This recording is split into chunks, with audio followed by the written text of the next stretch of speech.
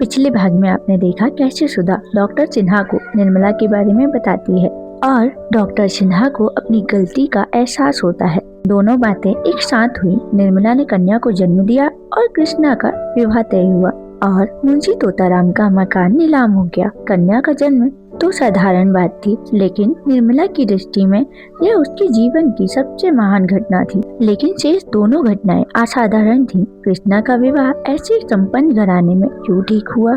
उसकी माता के पास तो दहेज के नाम की कोणी भी न थी और इधर बूढ़े सिन्हा साहब जो पेंशन लेकर घर आ गए थे, बिरादरी में महालोभी मशहूर थे।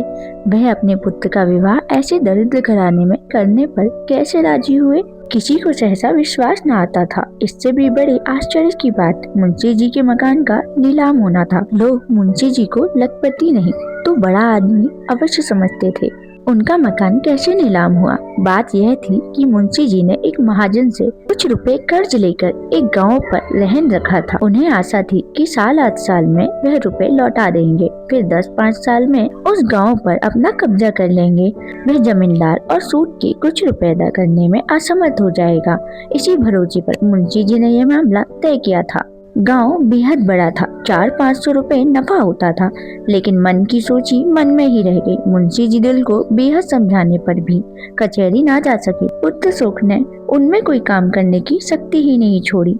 कोई ऐसा हृदय शून्य पिता है जो पुत्र की गर्दन पर तलवार चलाकर मन को शांत कर ले? महाजन के पास जब साल भर तक का ब्याज ना हुआ और ना उसके बार बार बुलाने पर मुंशी जी उसके पास गए, यहाँ तक कि पिछली बार उन्होंने साफ साफ कह दिया कि हम किसी के गुलाम नहीं हैं, साहू जी जो चाहे करें। तब साहू जी को गुस्सा आ गया, उसने नीलामी कर दी। मुंशी जी पैरवी करने भी ना गए। निर्मला शौर में थी। यह खबर सुनी तो कलेजा सन्न हो गया। जीवन में कोई सुख न होने पर भी धन अभावों की चिंताओं से मुक्त थी। धन मानव के जीवन में अगर सर्व प्रधान वस्तु ना हो तो भी वह उसके निकट की वस्तु अवश्य है। अब और अभावों के साथ यह चिंता भी उसके सर सवार हुई। उसने दाई के द्वारा पत्र भेजा, मेरे सब गहने बेचकर घर को बचा लीजिए। लेकिन मुंशी जी ने यह प्रस्ताव किसी तरह स्वीकार न किया। उस दिन से मुंशी जी और भी चिंताग्रस्त रहने लगे। जिस धन का सुख भोगने के लिए उन्होंने विवाह किया था वह अब अतीत की स्मृति मात्र था। वह ग्लानि के मारे अब निर्मला को अपना मुंह तक न दिखा सकते और कन्या के जन्म ने रही सही कसर भी पूरी कर दी, सर्वनाश ही कर डाला। 12वें दिन शौर से निकलकर निर्मला नवजात शिशु को गोद में लिए हुए पति के पास पहुंची। वह इस अभाव में भी इतनी प्रसन्न थी मानो उसे कोई चिंता नहीं है। बालिका को हृदय से लगाकर वह अपनी सारी चिंताएं भूल गई थी। लेकिन मुंशी जी कन्या को देखकर सहम उठे। गोद में लेने के लिए उनका हृदय हुलसा नहीं, पर उन्होंने एक बार उसे करुण नेत्रों से देखा और सिर झुका लिया। बालिका की सूरत मनसाराम से बिल्कुल मिलती थी। निर्मला ने उनके मन का भाव कुछ और ही समझा और उसने सद्गुण स्नेह से लड़की को हृदय से लगा लिया, मानो उससे कह रही हो, अगर तुम इसके बोझ से दबे जाते हो तो आज से इस पर तुम्हारा साया भी नहीं पड़ने दूंगी। वह उसी समय शिशु को गोद में चिपकाते हुए अपने कमरे में चली आई और बहुत देर तक रोती रही।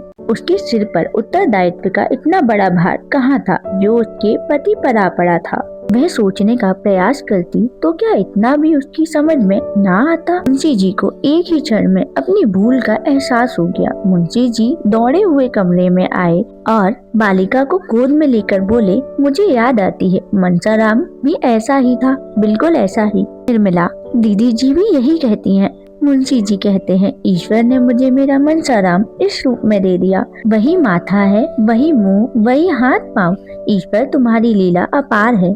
तभी रुक्मणी भी आ गई। मुंशी जी को देखते हुए बोली, देखो बाबू, मनसाराम ही है ना, वही आया है। कोई लाख कहे मैं ना मानूंगी, साफ मनसाराम है। साल भर के लगभग ही तो गया है। मुंशी जी, बहन, एक एक अंक तो मिलता है, बस भगवान ने मुझे मेरा मनसाराम दे दिया। मुंशी जी बालिका से, क्यूरी, तू मनसाराम ही है ना, छोड़कर जाने का नाम न लेना, नहीं तो फिर खींच लाऊंगा। कैसे निठुर होकर भागे थे, आखिर पकड़ लाया कि नहीं? बस कह दिया, अब मुझे छोड़कर जाने का नाम न लेना। उसी क्षण मुंशी जी ने फिर से अभिलाषाओं का भवन बनाना शुरू कर दिया।